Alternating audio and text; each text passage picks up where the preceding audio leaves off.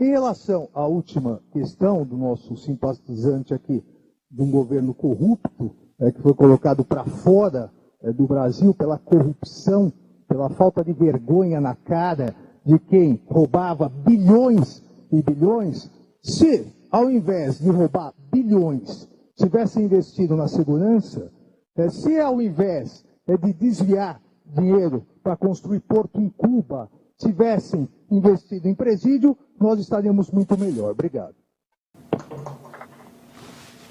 Olha, Luiz e Telêmaco, as armadilhas da justiça, né?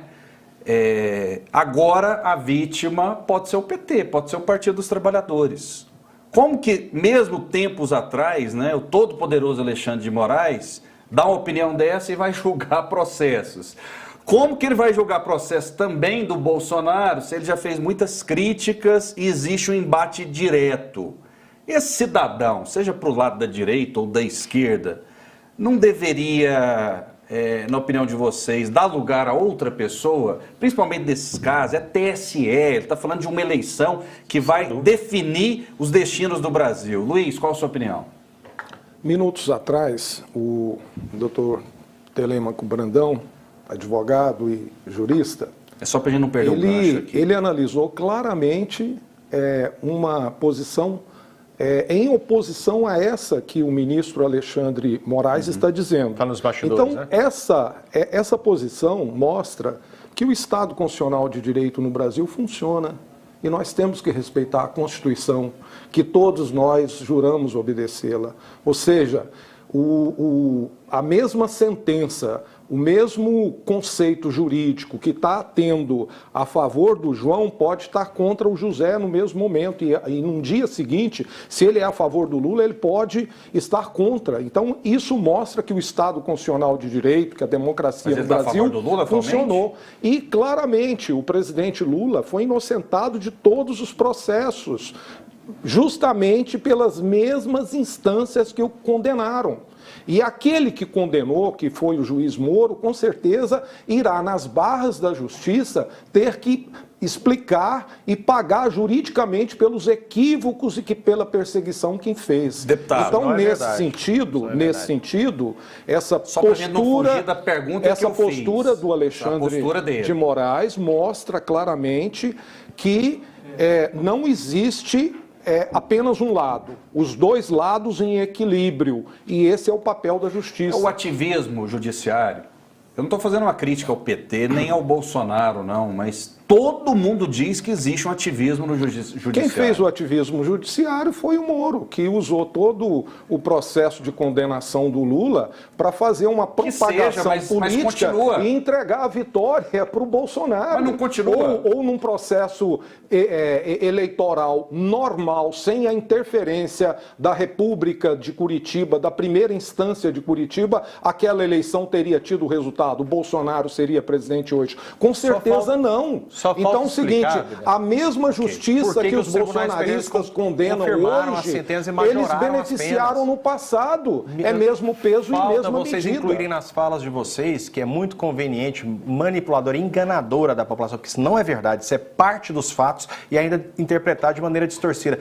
Inclui na fala de vocês que ele foi condenado por Moro e a sentença foi majorada por outros magistrados que ninguém menciona. E ele ficou livre e disputa a presidência do Brasil hoje. Graças à Justiça do Brasil, graças ao Estado Constitucional de Direito, que o senhor, quando pegou a carteirinha da OAB, jurou respeitá-la. E é nessa defesa mesmo, a melhor coisa que eu posso fazer para defender, inclusive o STF, é trabalhar para retirar um sujeito que hostiliza a Constituição e vilaniza aquele órgão nobre que tem um papel primordial na nossa Constituição. Melhor forma de defender o STF e a nossa Constituição é remover gente que não está prestando um bom serviço lá, que está, ele sim, desonrando a Constituição.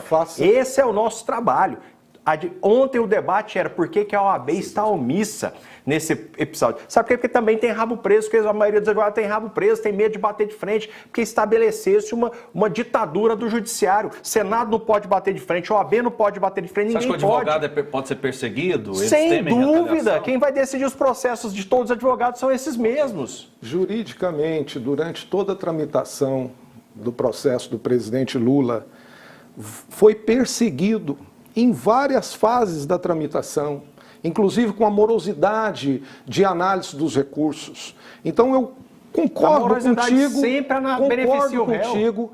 Agora é contra o ministro que preside o Tribunal Superior Eleitoral, faça o seu papel como advogado, obedecendo à Constituição, obedecendo às leis, faça o processo, entre dentro dos autos e peça o impeachment, a cassação do ministro. Tem mais de 30, agora não vai ser numa difamação, numa disputa entre os poderes, porque o Brasil precisa de um presidente equilibrado, não pode ser um presidente doido, equilibrado? Um presidente que respeite o Congresso, um presidente que respeite o Poder Judiciário. Nós não podemos ter um presidente que desrespeita a Suprema Corte a todo momento. O país precisa de ordem, as famílias precisam ter paz, precisa ter salário, ter dinheiro no bolso, precisa ter emprego. E com medidas como essa, que propaga a mentira. E uma das ações do fascismo é expressa no manifesto de Joseph Goebbels, que foi o ministro da guerra do fascismo. Fala uma mentira 1000 vezes, que ela vira verdade. E o que a Jovem Pan constantemente faz é isso. Ela repete uma mentira 1000 vezes para virar verdade. Então, isso viraliza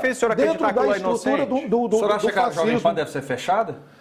Olha, a mentira não deve ser propagada. Então vamos parar de falar a própria direção da Jovem Pan concluiu que ela estava fazendo extremos. E até o padre que fez, o bispo que fez lá uma difamação lá contra o presidente Lula, ele simulou que estava retratando, seguindo uma determinação judicial do Alexandre Moraes.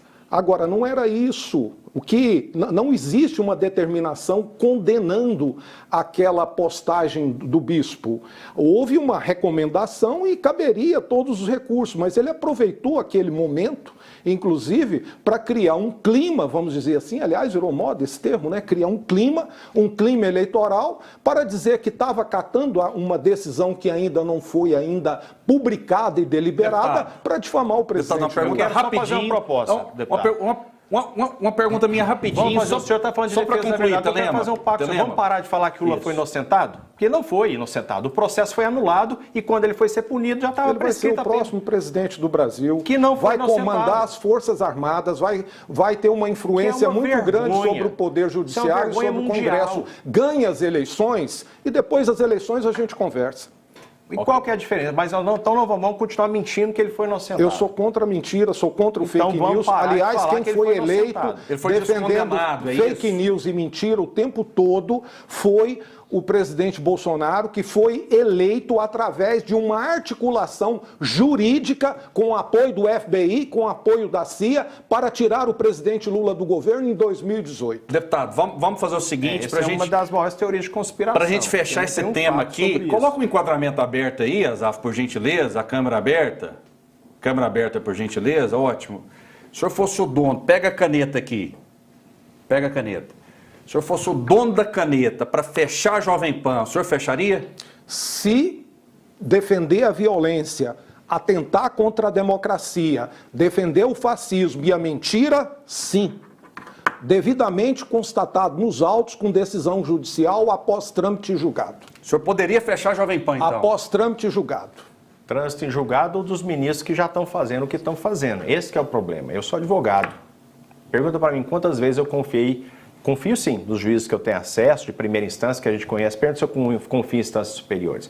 Mas ficou claro, essa é a mentalidade da esquerda. Falam que não vão impor ditadura, que não vão implantar. O pessoal fica, não tem nada a ver Brasil com a Argentina, não tem nada a ver Brasil com Venezuela. Economicamente é difícil o Brasil virar o que a Venezuela virou, porque ele tem algumas peculiaridades, mas a Argentina é daqui para ali. Mas em termos de censura, eles já estão fazendo. Eles estão proibindo de falar a verdade que mostra quem são. É isso que estão fazendo. E as pessoas não estão atentas a isso, com pretextos morais, que eles mesmos criticam. Lá atrás, eles criticam o regime militar, porque o regime militar justificava que era para combater o comunismo. Agora eles estão querendo combater um fascismo. É o mesmo argumento. Não se negocia liberdade de expressão. E se tiver errado, deixa eu concluir, Rafael. Se tiver errado, apenas próprias para isso, que é responsabilidade civil, responsabilidade penal, o autor das falas e não censurar a imprensa e canais de comunicação. Isso é inadmissível, é impossível de se cogitar isso no Estado Democrático de Direito, e ao se cogitar está sim